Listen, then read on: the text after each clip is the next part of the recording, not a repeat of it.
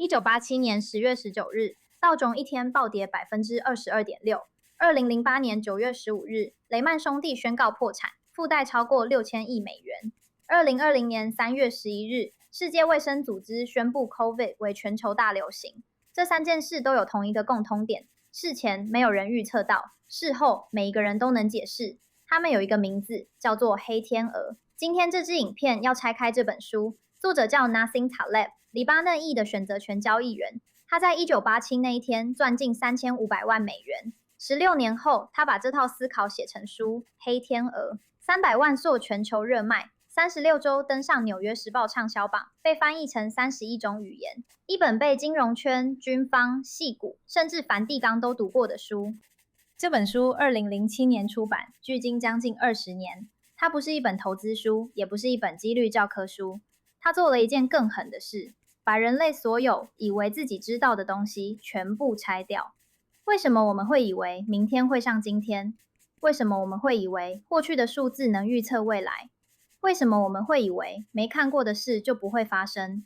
看完这支影片，你会明白，你不是看不见黑天鹅，是你自己的思考方式蒙住了你的眼睛。我们先讲一个故事。Taleb 在书里借用了哲学家 Bertrand Russell 的思想实验，把原本的鸡改成火鸡。想象一只火鸡从它出生那天起，每天早上9点，农夫就会走进鸡舍，把食物倒进槽里。第1天，火鸡很意外；第10天，火鸡开始熟悉这个节奏；第100天，火鸡已经完全相信人类是友善的物种；第500天，火鸡甚至会在9点之前自己走到食槽前等；第1000天，火鸡对这个节奏的信心达到它一生的最高点。然后第1001天是11月的第4个星期四，美国感恩节。那一天早上9点，农夫如常走进来，但他手上不是食物，是一把刀。对火鸡来说，那是他一生最大的黑天鹅；对农夫来说，那只是一个普通的星期四。Taleb 想说的是，你所有对未来的信心都是建立在过去发生过的事之上，而那些从来没有发生过的事，永远在等你。Taleb 把这个世界分成2个，第一个世界它叫 Mediocristan， 平凡国。在这个世界里，任何一件事都不会改变整体的平均。最典型的例子，人的身高，你把全球最高的人跟最矮的人放在一起算平均，差距也就1-2公尺。Bill Gates 走进房间，平均身高没变。第二个世界它叫 Extremistan， 极端国。在这个世界里，单一一件事可以瞬间扭曲整个平均。最典型的例子，财富，你把世界首富 Elon Musk 跟一群普通人放在一起算平均，每一个人瞬间都变成超级富豪。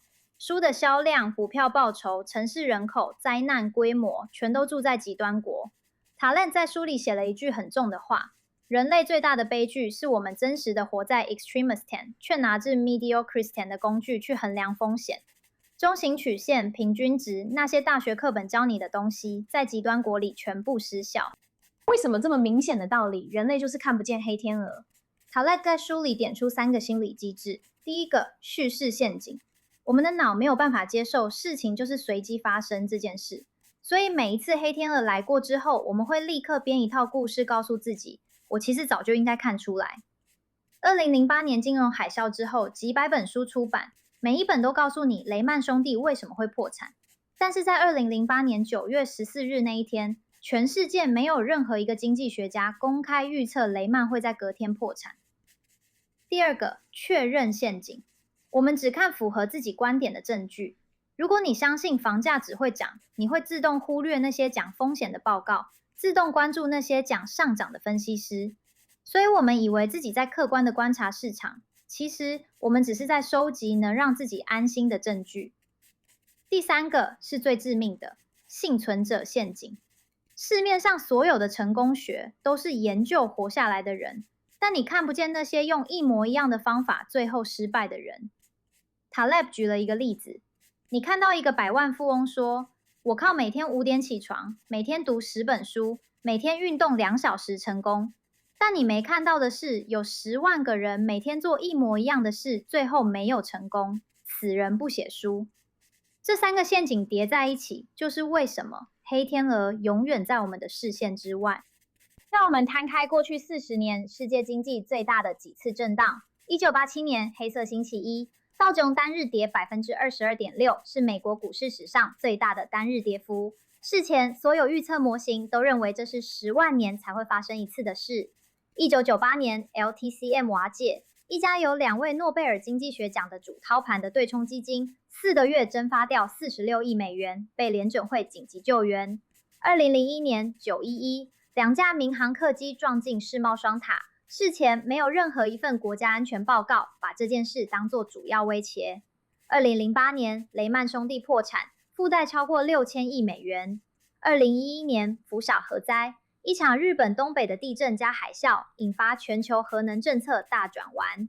2020年 COVID， 一个显微镜下才看得见的病毒，把全球经济按下暂停键。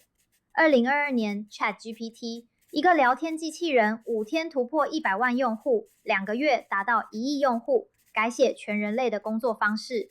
这些事件每一个事前没有人能预测，事后全部都被讲得理所当然，这就是黑天鹅的标准特征。那么我们能怎么办？塔勒在书出版5年后，2012年又写了一本续集《反脆弱》。在那本书里，他讲出自己的解法——两端策略 （Barbell Strategy）。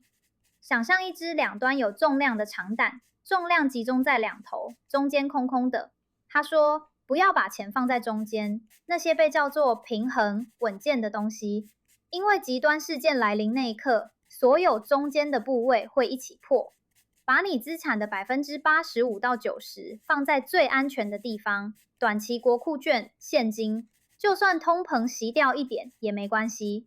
剩下的10%到15%放进极高风险的小赌注上，可能是极度价外的选择权、初创公司股权、加密货币。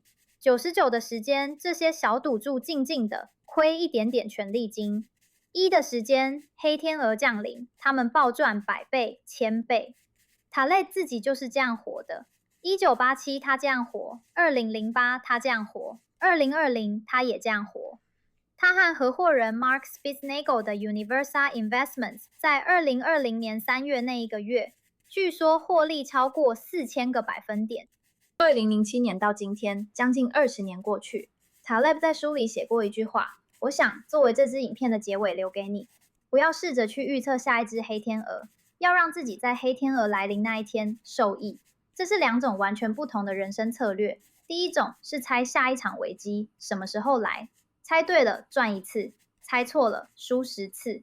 第二种是不去猜，但是确保自己不会死，而且能在所有人都死的时候自己赚。你以为这只是投资的事吗？不是，你的职涯、你的健康、你的人际关系全部都适用。一份过度依靠单一收入来源的工作是火鸡，一个从不运动、靠药物压着数字的身体是火鸡，一段只剩平静、没有真正交谈的婚姻是火鸡。每一只火鸡都活在过去1000天的平安里，直到第1001天。这支影片是猜书系列第2支，下一支我们猜 Robert Shiller 的非理性繁荣。当情绪碰上市场会发生什么？